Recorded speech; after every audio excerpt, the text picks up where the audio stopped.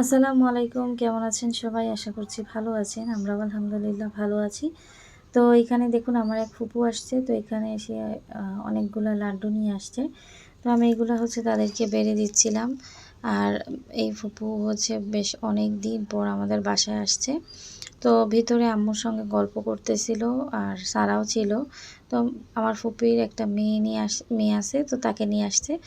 সারার হয় খালামণি, তো সেই খালামণির সাথে সে অনেক গল্প আড্ডা দিচ্ছে ঘরের ভিতরে। তো এখানে আমি বারান্দায় সব কিছু এখানে রাখছি, কিছু নাস্তা। তো এগুলোই এখন খেতে তাদেরকে ডাকবো।